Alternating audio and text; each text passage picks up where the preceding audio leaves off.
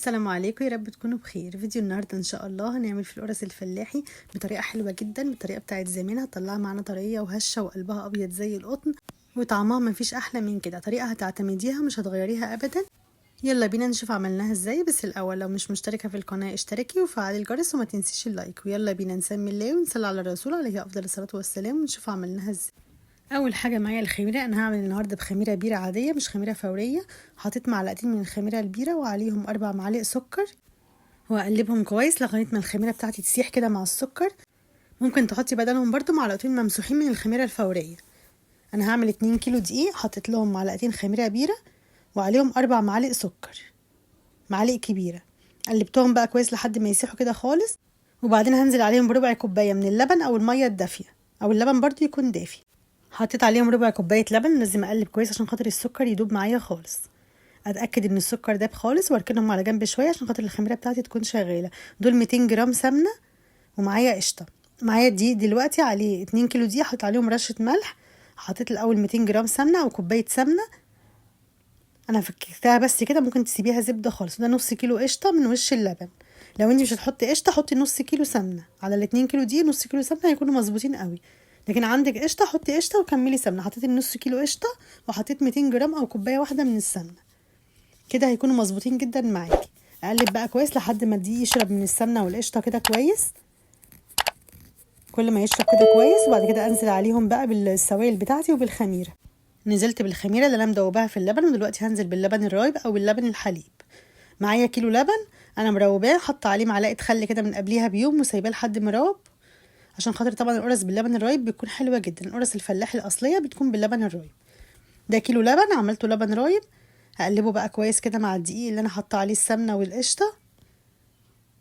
اقلب كويس خالص، وبعد كده اشوف محتاج سوائل مني ايه تاني. لو انت هتعجني بلبن حليب هيكون ال2 كيلو دقيق محتاجين الكيلو اللبن ده بس، مش هيحتاجوا اكتر من الكيلو اللبن ده. وهنحطه طبعا بالتدريج عشان خاطر ممكن يكون كتير على الدقيق بتاعي، حسب الدقيق بتاعي بيشرب السوائل ولا لا. لكن انا عاملاه زبادي فكده متاكده ان هو هياخد مني سوائل زياده.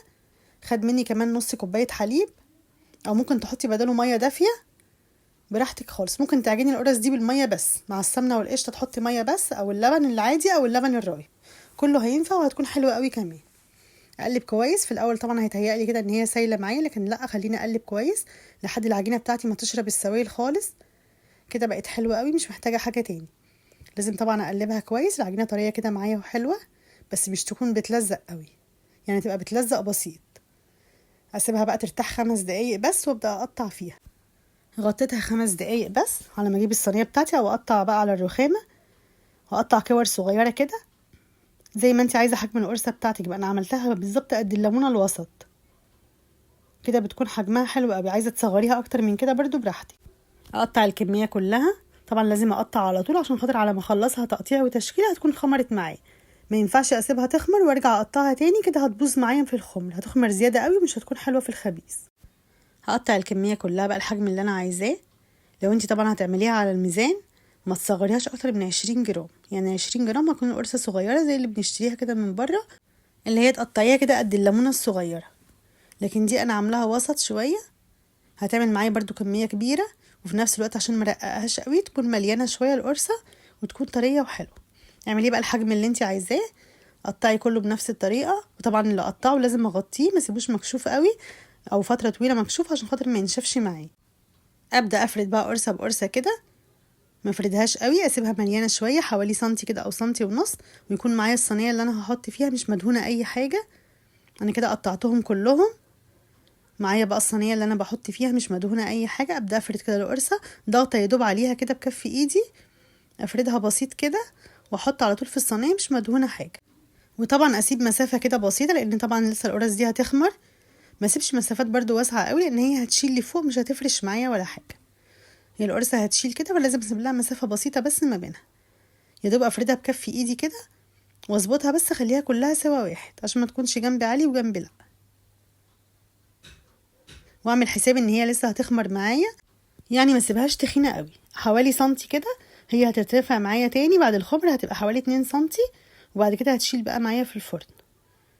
كده الحجم بتاعها حلو قوي، وسط كده، وكمان مليانه، هتكون عاليه كده وحلوه في الصينيه. الصينيه بتاعتي ناشفه مش مدهونه. ابدا بقى اعمل كل القرص كده. مليت الصينيه بالطريقه دي. اعمل بقى الباقي. لو شايفه ان في واحده تخينه افردها سنه بس واسيبها طبعا على ما اخلص الباقي كله هتكون خمرت معايا. في الوقت دوت انا خلصت كل القرص بتاعتي، فردتها كلها كويس كده في الصواني ومولعه الفرن بتاعي وسط او اعلى شويه على حراره 200. القرص كده منفوخه معايا وحلوه قوي. بتاخد معايا في الفرن 10 دقايق بالظبط، وبعدين اولع لها الشوايه دقيقه واحده. حاطه الشبكه بتاعتي بعد السوا كده برفين 2. بتاخد 10 دقايق بالظبط وتطلع بالشكل الجميل ده. حلوه جدا مستويه وطريه جدا. الظهر بتاعها زي الوش. لو انت لقيت الوش بتاعك محمرش قوي ولعي الشوايه شويه. انا ولعت الشوايه دقيقه واحده بس.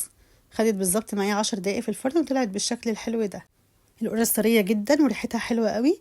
القشطه طبعا بتاعت وش اللبن مع الزبده البلدي مع اللبن الرايب بتخليها طريه جدا وطعمها حلو قوي. احلى قرص ممكن تعمليه. المقادير دي والطريقه دي في القرص الفلاحي بتكون حلوه جدا. لو جربتيها تعتمديها مش تغيريها ابدا. بتخلي القرص بتاعتك هشه كده وطريه وحلوه جدا. ممكن كمان تعمليها بميه خالص برضو هتكون حلوه قوي. اهم حاجه طريقه التخمير بتاعتك. لازم تكون القرص بتاعتك خمرانه كويس، وفي نفس الوقت ما ينفعش اسيبها تخمر قوي قوي زياده عن اللزوم كده هتطلع فقاقيع كده في الوش بتاعك وهتلاقيها اتحرقت من الوش. لكن لا، لازم نخمرها كويس. يعني انت بدل بتعملي لوحدك كميه زي دي حطي الخميره بتاعتك واول ما تخلصيها تخبزي على طول. لو حد معاكي او انت عامله كميه بسيطه هتسيبيها شويه تخمر كمان شويه. وطبعا حسب الجو عندك اذا كان حر ولا برد. لو الجو حر ما تعمليش طبعا بخميره فوريه، اعملي بخميره عاديه عشان خاطر ما تخمرش قوي زياده عن اللزوم معاكي. بس كده، اتمنى الفيديو يكون عجبكم. لو الفيديو عجبكم ما تنسونيش باللايك والاشتراك في القناه وتفعيل الجرس عشان يوصلكم كل فيديوهاتي. والسلام عليكم ورحمه الله وبركاته. مع السلامه.